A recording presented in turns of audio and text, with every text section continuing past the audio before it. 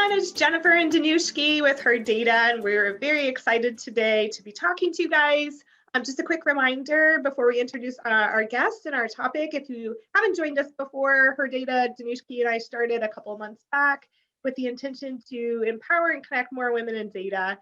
So if you haven't tuned in before for some of our sessions, check out our site, check out our YouTube channel for lots of learning opportunities and chances to connect. With that, Danushki, do you want to introduce our guest? Yes, absolutely. So our guest today is Sarah Bartlett. She literally does not need any introduction. She is such a powerful member of the Tableau community. She's a Tableau Zen Master, a Tableau Ambassador, and she's also the founder of Tableau Ironquest. Not Tableau, it's just Ironquest. And just her influence has just spread and been such a positive light in the Tableau community. And I'm sure everyone watching this knows who she is. So thank you so much, Sarah, for joining us. We're so excited to have you. Thank you for the amazing introduction, Danushki. And I'm so excited to be here. Like, I've literally wanted to come and speak to you two for ages. Like, I'm really envious of everything you're doing. It's amazing. So yeah, thank you so much for inviting me on today. Yeah, thank you. So today you are going to be talking to us about a super relevant topic, the IronViz. And Tableau just announced that the IronViz is coming together soon. So we are so excited to hear what you have to say, what tips and tricks you have for us, and just how to get involved with the whole process. Awesome. So where do you want to start? Yeah, why don't you start with, if you wanted to talk a little bit about Ironquest and kind of your influence and reasons why you're passionate about the IronViz. Yeah, sure. So I'll probably start with my story, and then because that weaves into Ironquest. But back in 2018, I was trying to improve my Tableau skills, doing things like Make of a Monday, just much like everyone else. And the IronViz Europe competition rolled around. So just so you know, IronViz Europe's a little bit different to IronViz, like the main competition, traditionally anyway. But that year they had one feeder for IronViz Europe, so the top 3 entries made it through to the finals. The topic was European cities, and I was like, hey, I'm up for a challenge. Let me this is just another competition to like another Make of a Monday. Let me try and enter. So I worked on my entry. Was pretty happy with it. Entered it. Kind of didn't think anything more. And then next thing you know, Lorna Brown was messaging me going, you're in the final for IronViz. I'm like, what is going on? Like, this can't be right. This must be a mistake. And sure enough, I came 3rd, which got me onto the stage because it was the top 3. So that I just kind of entered panic mode. At that point, I think it was the 2nd year they were running IronViz Europe. So it's relatively new at that stage. I was the first woman to take part, and I was the first woman to compete on stage in any IronViz globally since 2013, which was Kelly Martin. So it was kind of a big deal. So I had women across the community messaging me when it was announced, really rooting for me, you've got to do this for the women, you've got to do it. And I'm like, no pressure, this is just insane. So then I obviously took part on stage, which was just an incredible experience. So much fun, and made loads of friends. It was really nice that I was friends already with Klaus and Daniel, who I was in the final with. So we had a really nice relationship. And super fun. I didn't win. Klaus won. That's no hard feelings. That was the furthest thing from my mind at the time. I was just happy to kind of go on stage, not mess up. Yeah. I was checking my heart rate on my Fitbit at the time. I think my heart rate was 125 beats per minute, while I was on the stage, which is just insane. But yeah, it's such a great experience. And then that was around maybe May, June time. It's traditionally the European one is before the main feeders.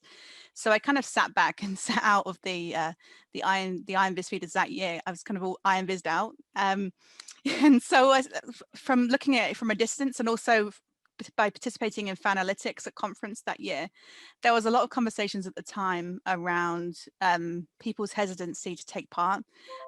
That year, there was another 3 men on stage, so there was still no woman in the main final at conference. So there was a lot of conversations around what can we do to get more women to participate, to get more diverse candidates to kind of take part and get through, not only just take part, but also make it through to the final as well.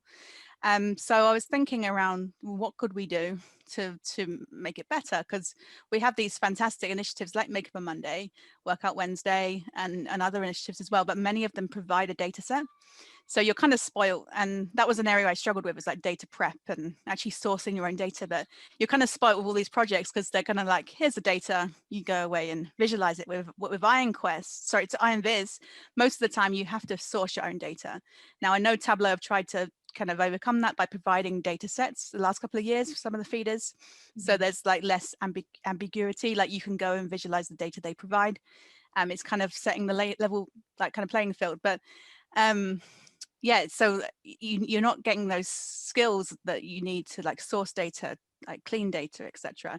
So I thought maybe if there was a way we could do a project that mimicked like IronViz, then it would give people an opportunity to practice. So then that's how Ironquest was born. So I started that in January 2019.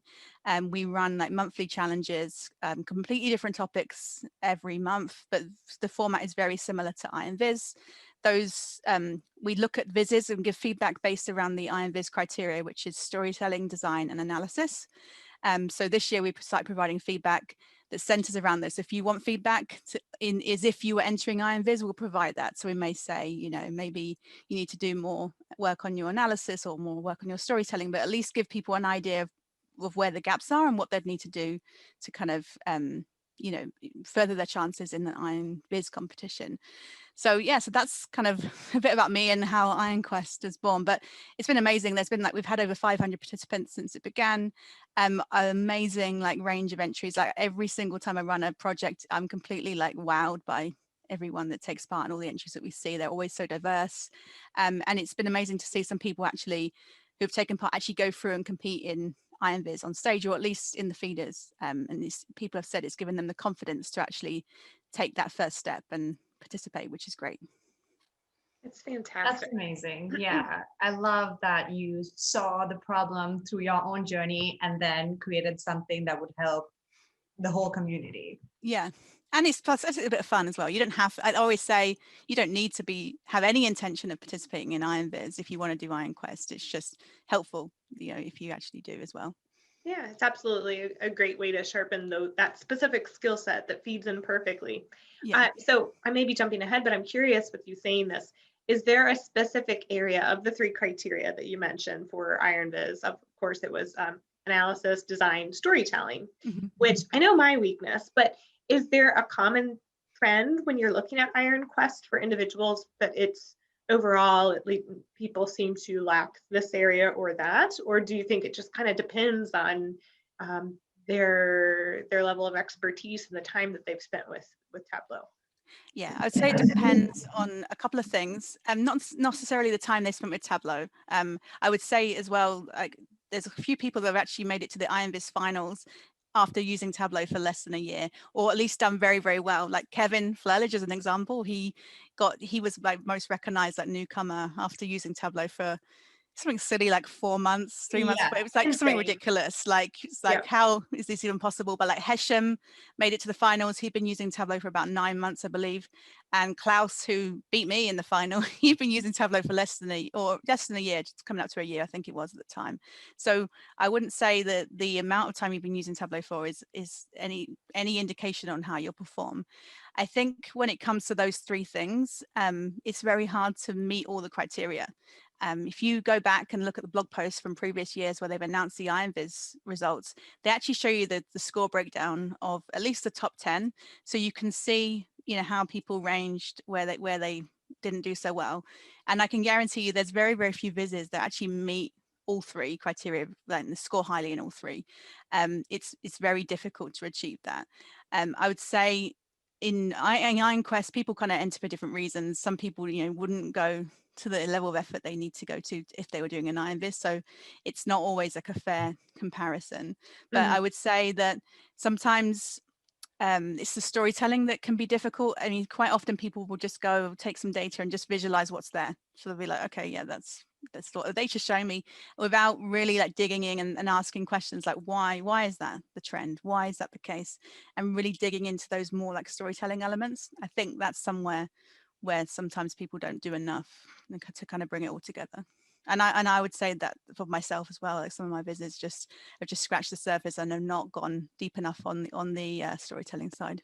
I mean, it's tough, right? Because when you pick a topic and there isn't a story per se to say, it's really tough to blend in and create that story, which is obviously a huge talent and skill to have. And some people do it amazingly well, but some people definitely struggle with it. I know I do. And I would say my area of weakness too. Like, so I'd say in those cases, try and find, I mean, I don't know if what the format will be this year, whether Tableau will provide a data set or if they'll be like, here's the topic, you go away and kind of find some data. But if it's the latter, then you've got full freedom to kind of take it wherever you want to take it. And I would say if that's the case, then really try and find a story or an angle that interests you. So you could have the data set, but then perhaps there's more you can do to kind of like bring that story that you find of interest out into the viz. I think that's where you can be like really effective, because if it's something that you're genuinely curious or interested about, that will show in your work. It makes a lot of sense. I can remember when Kevin first started working with Danushki and I, we would talk about Tableau public ideas, and this translates, I think, to the IronViz as well in terms of choosing your own topic. We would be standing there at the desks, and I was trying to come up with topics. I really wanted to be more active in Tableau public, and I would come up with a topic, and Kevin would laugh and go, "It's already been done." I'd come up with a topic, and he'd say, "Too personal. Nobody's want to see that." And at the time, it was just like really funny because I'm like, Kevin, come on, I'm never going to have anything to do. But I think it helped me start to be really critical. And not that everything I put out is of interest to everybody, but it does help to kind of filter yourself sometimes, because a topic can appear interesting, but when you pull the data in, again, back to the storytelling for the IronViz, that there just isn't enough to really tell a compelling story. So good piece of information there. It's a struggle. Sarah, would you advise that if we did have the option to find our own data and find our own topic, would you advise to kind of look for a topic that would fit those criteria, or look for a topic that you just love, or a little bit of both? A little bit of both. I'd say it's really, really important that you visit something you enjoy. I think if you're visiting a topic that you've got no interest in, you'll struggle to commit your time to it, because you just won't want to do it. But you'll struggle to bring those stories to life. If you find something that's of genuine interest to you, I can guarantee you'll spend a lot more time with it. For instance, my entry into the IronViz Europe was on European cities, and I was genuinely curious around it was specifically focused on the cheapest places to travel if you're on a budget. So it was focused on if you were going backpacking, like where were the cheapest places you could visit and how much would certain things cost you in those cities. And it was genuinely interesting to me. But I think what made it interesting to others is that everyone could use it. Everyone could be like, oh, okay, where could I go on holiday next? Where is it going to be really cheap to travel to? And people were saying, I'm looking at your viz now, I want to go on holiday. It's really annoying. Now you just make me want to book a flight. But if you can find that angle, which is not only of interest to you, but will be of interest to other people, to essentially make it personal, I think that's really, really powerful. And we've seen that in some of the vizzes that won, let's say, last year. So if you look at Simon Beaumont's viz, there's interactivity in there, so you can actually drill down and find your country, and it's all making it back about the reader is really powerful. I remember Tristan did that on stage when he won with the housing market. He was like, okay, so I don't remember who it was. He was like, okay, so this person is moving to Canada, so let's find him a house in Canada and in this area. And he just brought out a house and his income or that person's budget or whatever, and found a good enough house for him or something like that. But he made it very interactive and personal right there on stage. Yeah. If you remember, Hesham did that as well, where he was like, if you go to this country, you'll probably eat this kind of food. Yeah. And there was people in the audience like, yay, that's my country. That's yeah, that was that other piece I think that we always joked about, because just because it's interesting to you doesn't mean it's going to be interesting. You got to think about your audience. You got to think about who's going to be looking at this, and does this pass the test. So I don't want to jump ahead, but I'm very interested to talk to you about these barriers, because to me, every time I think about IronViz, every time these conversations come up, even with Tableau Public, the various talks we've had with individuals just kind of getting started in their career, we talk about Tableau Public and the barriers to put work out there. Mm. So what are your thoughts on what some of those might be? Yeah, so I've thought about this a lot over the last couple of years with Ironquest, and thinking that, you know, is there any data that we can gather to determine what those barriers might be, or is there a way of telling like who's going to do better in IronViz from the data and things like that? And I've spoken at length about this with other people in the community. So I'd say there's one thing that stuck with me. So I went to a Women in Data conference a couple of years back, and there was a lady on stage. She was a chief data officer at a big grocery company in the UK. And she said, you can't be what you can't see. And that's kind of like really resonated with me, because Yep. it's like, if you don't see anyone like you participating, let's say in IronViz in this case, then you're far less likely to enter. And I think, I mean, apart from Lindsay Poulter, who was in the final in 2019, there's not been another woman since Kelly Martin in 2013. For me, I was the first woman in Europe ever. Like, there's been women since, well, one woman since me, luckily, but other than that, it was all men. So it was very alien, like walking in there, being the first woman to do that. So I think if you don't see those people that look like you, or you can resonate with taking part, then it's difficult to actually get there. But at the same time, by the time they announce the people that are in the final, it's too late, right? Because we need people to enter now, like when the feed is on, so then they can actually make it through to the final, and not only enter, but also do well. So I think some of the barriers, apart from things like that, would be access to tools or knowledge of how to use tools.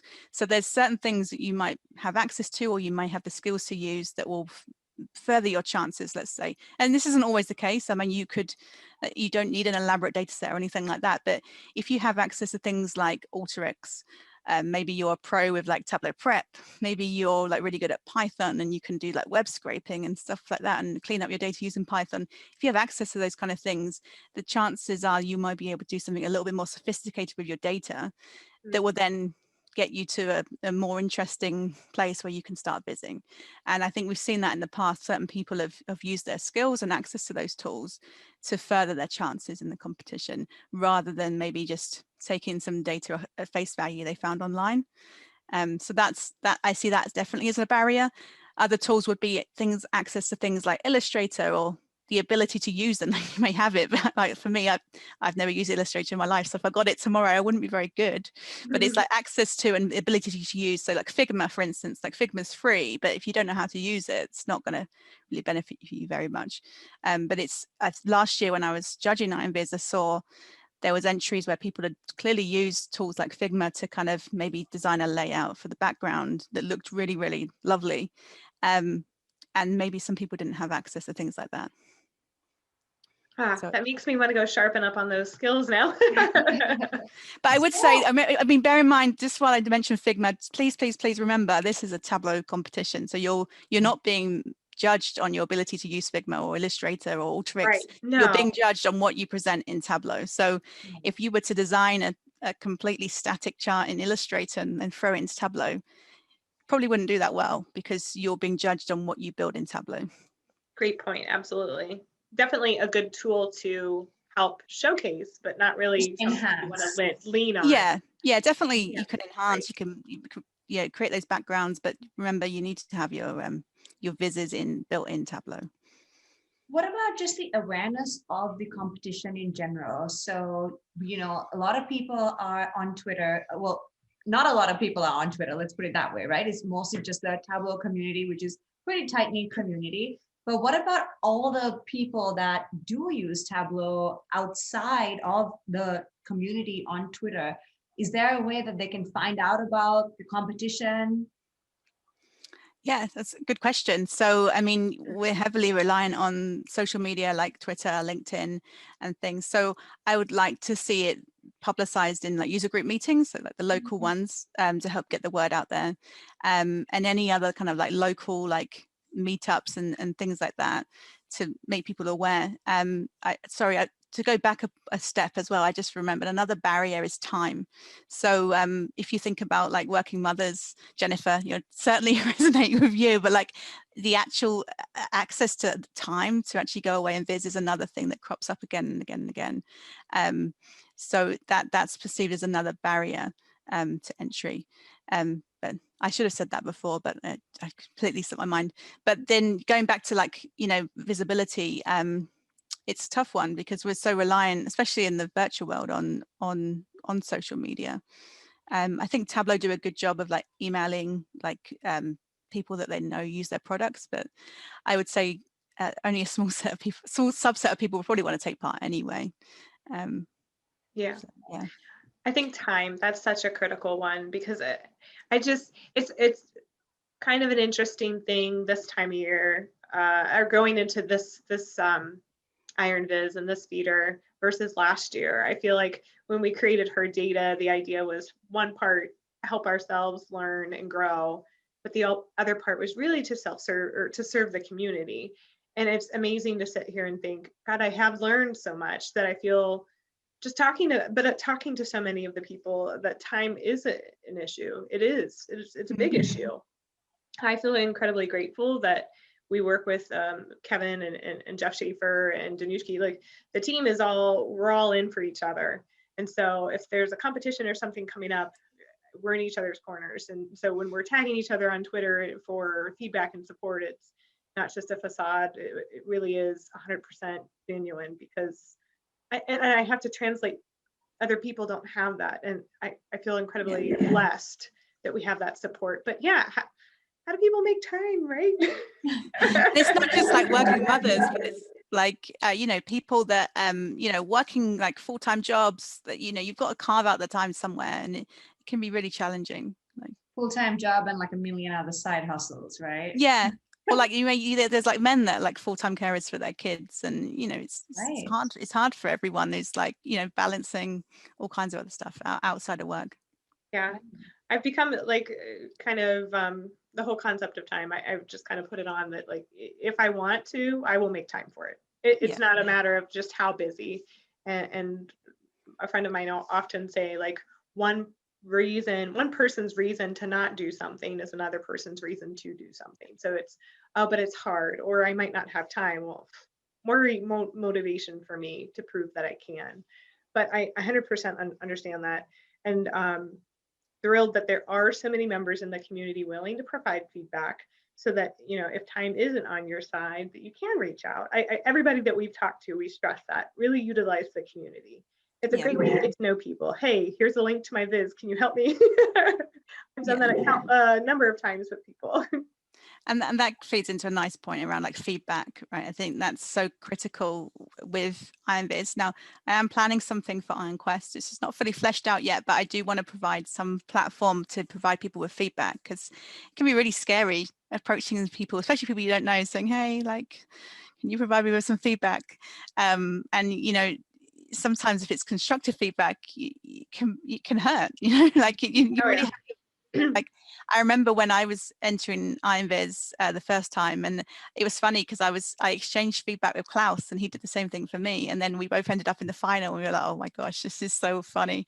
But he provided with me some quite like constructive feedback, which counteracted something that I'd heard from someone else in the community. So I was kind of torn. I was like, well, which one should I go with? Like, he's saying do this, someone else is saying do this. But I think it's important to get those different perspectives. So 100% agree. Variety of people, and yeah. And the whole element of feedback, I feel like for me, feedback is great, having access to people that can provide it to you, but being ready for it is a whole nother thing.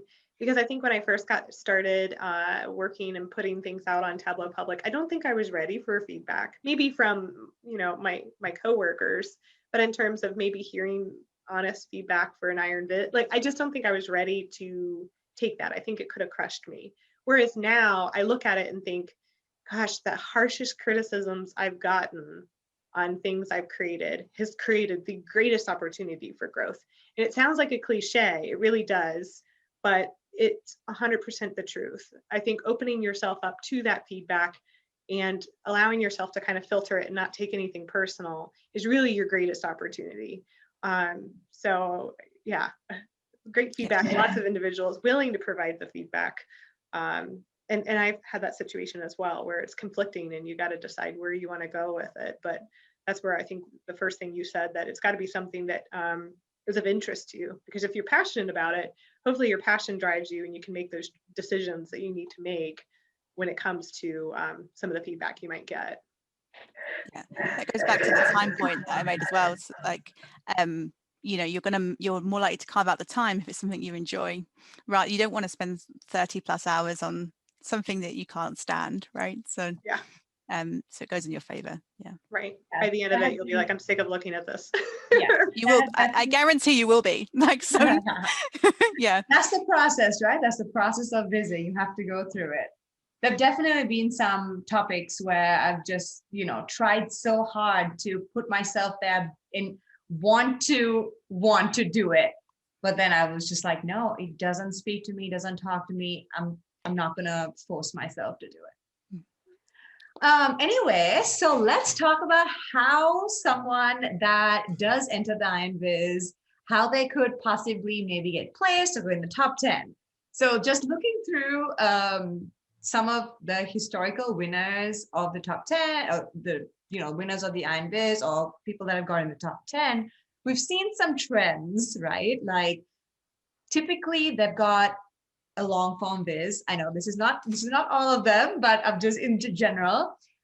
Some of them have a really good story with a lot of text heavy material going on, and little things like that. So is there a recipe to win? Is there a secret sauce? What trends have you seen? What trends should people follow? What trends should people not follow? Any advice on that front? Yeah, so I'd say it's definitely not like one set secret sauce. You know, there's been a variety of different like winners over the years. Long form seems to come up again and again and again. I know it's a touchy subject because some people hate long form, and it's something you never really do in real life. I mean, at work you very rarely see long form dashboards. I can't imagine Jeff doing a whole ton of those where you work. So like, but funny enough for IronViz, it's all long form. And I think that's because people try and cram in as much as they possibly can on that one page. Now there's ways around like doing that. So maybe you could use story points or some kind of combination of that with containers and things to make it less long form. But I think given where Tableau is today, it's quite difficult to implement some of those things, and sometimes they may not be effective. They need to be done really, really well. So I think most of the time you end up with a long form viz, whether you like it or not.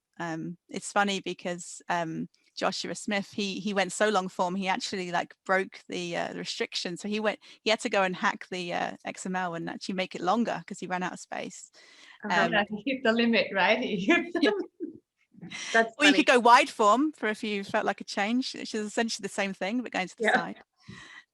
But yeah, I think you end up being long form because people are trying to cram in so much information. When you're thinking about like charts, don't feel pressurized to use the fanciest chart you can find. You don't need to use Sankey's. You don't need to use anything fancy or anything that's out of your comfort zone, because if you look back at those visits that have done really well in the past, majority of them are just bar charts, maybe some scatter plots, but there's nothing there that's extra, difficult or strange. I think sometimes people in the feeders try and go all out and show all the chart types that they're capable of building, which quite often isn't the best approach. With my viz that got me to the finals, I used bar charts, heat maps, and some maps. That was it. There was really nothing fancy there at all. So yeah, don't feel pressurized into using those fancy charts. Use the charts that tell the story and do the best job of bringing that analysis out and telling a compelling story. That's such a good point. Yeah. Now, one thing that will help you is if you actually annotate your charts or try and draw out insights. So maybe highlight the highest point or add an annotation to explain why something is the way it is, rather than just presenting the chart as it is and presenting the data as it is. If you can annotate and add to that story, then that will definitely win you some brownie points. And then we have design. So be consistent. So think about good design principles, use of color and things like that, but be consistent throughout your viz. So try and create like text hierarchy. So you have your headings in one size, your subheadings in one size, and then keep that consistency throughout. Don't suddenly like change font type halfway through or use like 5 different font types, which I've seen before. Make your text look consistent and clean. Don't feel the need to add all these visual elements just to make it like popping and look cool. Like quite often, like the more minimal the better. That makes a lot of sense. I feel ready now. I know, I'm kind of Lock me excited. up. Yeah, I just did my first long viz, and it felt so counter every design choice I may have previously made. But I did feel that same pressure. I could use containers, collapsible containers, and do some fun things. But then the fear is that first analysis, like the first time the judges and the audience sees it.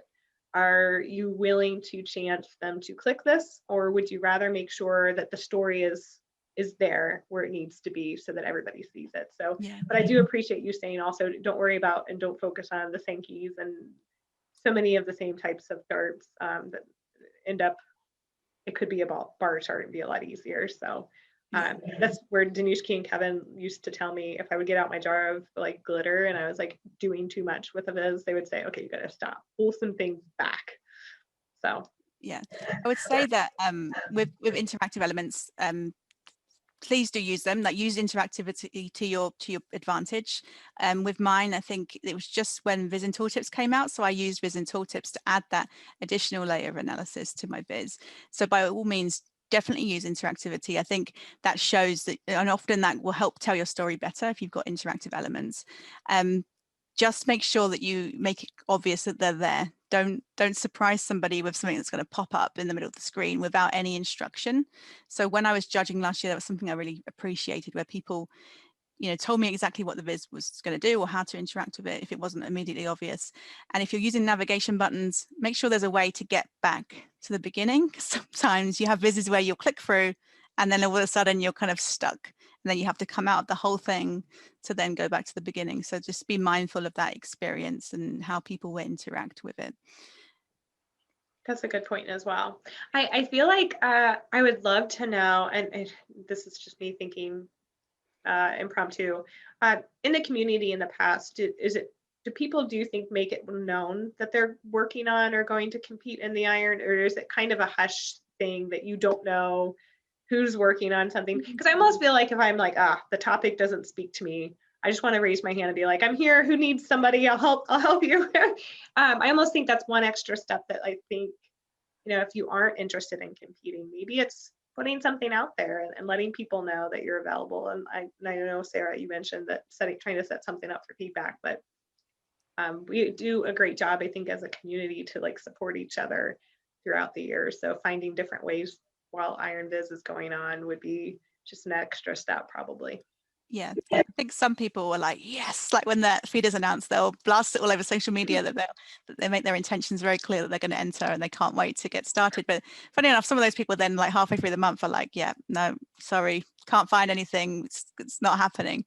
And then you get the really like secretive people that will like wait until the final day or the final hour, and then they'll just announce that they'll release some amazing visualization out of nowhere. But I don't think there's any harm in saying, yeah, I want to participate, even if you don't end up doing it for whatever reason. Yeah, it's fun. And I think that's another thing that I would stress, is that being a part of that whole, it's community, but it's obviously a subset, but being part of that competition is really fun. And that's what makes it so special, because you share something in common with all those other participants. And just by taking part, even if you haven't got the best viz or anything, your viz will be in the gallery alongside everyone else's, and you'll be able to like, you get a badge. Sometimes you'll be able to wear that badge with pride and say, yes, I did enter IronViz, and it's something that I should be proud of. Yeah, it's a lot of work, right? So it's like a lot of time that you're looking at. I mean, some people in Ironquest, I said about some of the data I've been gathering to see how long people take on their entries. It's not uncommon for people to spend over 30 hours on an Ironquest, let alone an IronViz, right? So it's, yeah, you need to wear that badge with pride. Yeah, it's still like a sense of nostalgia or fun reflecting on my first entry when I did the Elton John viz. Gosh, what year was that? 2019. No, 2018. Gosh, I don't know. I'll have to go Must back have been and for look. music, right? It was music, 2018. Yeah. Yeah. Gosh. Okay, so wow, that went really fast. So anywho, I just remember working on that, and Danushki was working on one, and my gosh, hers just blew me out of water, and still to this day one of my favorites. It was her Firebird, but I just remember that camaraderie and that fun feeling that like she and I were both, and Kevin ended up working on one too. But it was for me, I didn't know the barriers or wasn't aware of it because I wasn't really fully engaging myself in the community. I was just working in HR, just wanting to hang out with my analytics folks. Like, okay, I'll do this IronViz thing. But it was that moment that I really think it helped me change my mindset, because here I competed and participated in this thing, didn't do well. But it was after that that Christian Felix reached out to me and said, "Hey, I really liked your IronViz. Can you come and talk to my my tug group?" And I thought, I what? It took me back, because it was the first time that I think somebody in the community saw me apart from my coworkers. So the learning opportunity is tremendous. But then that, like you said, camaraderie, the feeling, be able to identify yourself within the community. So if you're struggling or you've been looking for ways to get more involved, what a great way. Because you don't have to win the IronViz to feel more connected to the community. It's just the absolute process to go through that is a huge connection. And to this day, it's just kind of one of those fun memories for me that I'm like, here I was 9 months pregnant doing a tug meeting, and I had no idea what I said to this day. I'm pretty sure I had contractions and blacked out half the thing, but it was just so fantastic that somebody else would see me. So Yeah, one thing I love about Ironquest is, IronViz, is I get them too confused. It exposes us to like a whole bunch of new authors, like people that literally come out of nowhere, that maybe they've been visiting at work and kind of not entered the community before. But it's such a lovely surprise to see all these people. And I know around IronViz time, I'm always go crazy with like Tableau FFs and like all these people entered, and they were you know, and when you're judging, it's really hard because you kind of have to like switch off everything, like not look at any of the entries coming in. So when you actually can, it's like, wow, like, you know, I've never heard of this person before, but they've done an amazing biz. Yeah. Sarah, some people are reluctant to take part in IronViz because what if they win, right? And then what if they have to get on stage and oh my gosh, all those nerves. I, for one, I would probably be excited to get on stage if I have the honor of doing so. But some people don't want that. Those, you know, start stress and that pressure of winning up there, sweating. I mean, when I'm watching IronViz, I am sweating from head to toe just for those people up there. So you being through all of that, what is your kind of feedback? Yeah, so I'm not gonna lie that it's like super scary, but at the same time it was an incredible experience that I would do again, like, you know. But I'm not participating this year. I want other people to have a chance to actually get there. But it's scary, it's stressful, it's everything that you've just described, but it's also fun, and Tableau are incredibly supportive, like just to put on those events. And then I was only in the little European version, which is much smaller than the grand like global one, but even the people you meet behind the scenes that you wouldn't ever see on stage, like the production crew and stuff like that, they're so supportive. Everyone is just so great. And it feels really nice to be part of something. Like you form a really nice bond with the people that you're up against, and yeah, it's just a lovely, like really unique experience. But yeah, absolutely. But by entering, you're throwing your hat in the ring, right? Like there's a chance, no matter how small that might be, is that that may be you. But I would say, like, I think last year there was, I think 400 feeder entries. There was one feeder last year, 400, well, over 400 entries, which is just insane.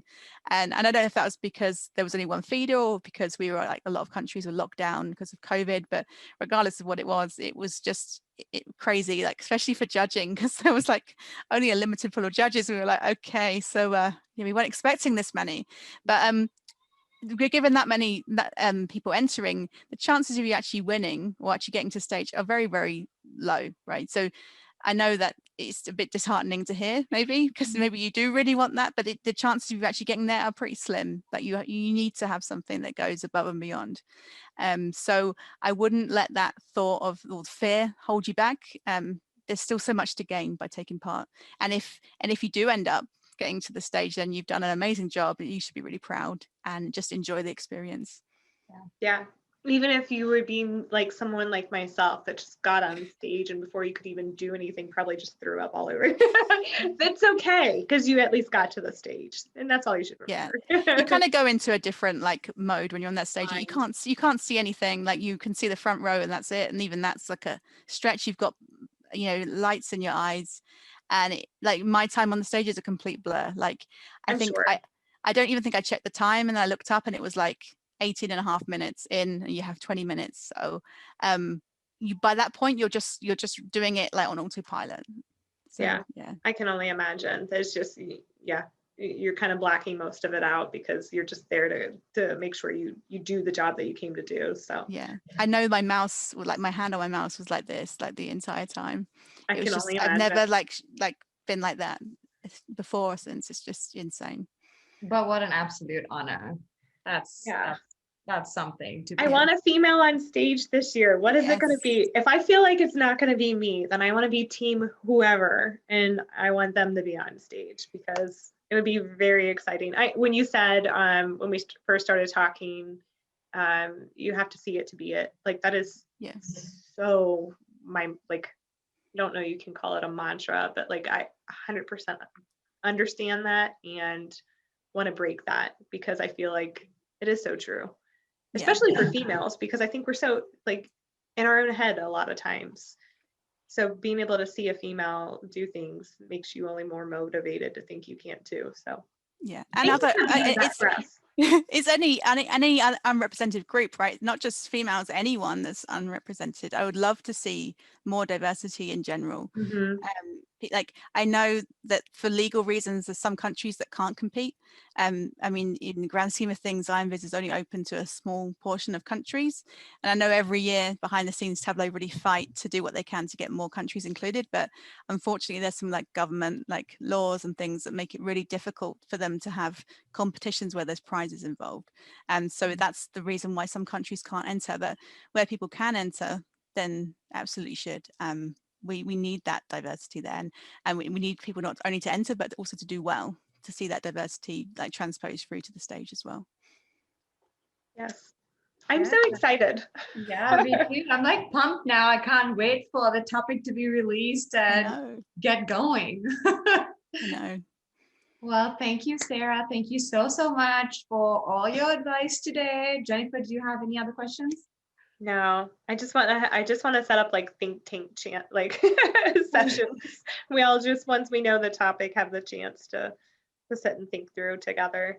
I think that's one thing I will add. I feel the community, we are all behind each other so wholeheartedly. Never been a part of such a positive community, but the moment that the competition starts, we may feel a little bit more divided. But just because you're competing, like me, Danushki, and Kevin had 3 completely different ideas in 2018, and we had no issue with just sharing it with each other, and we helped each other.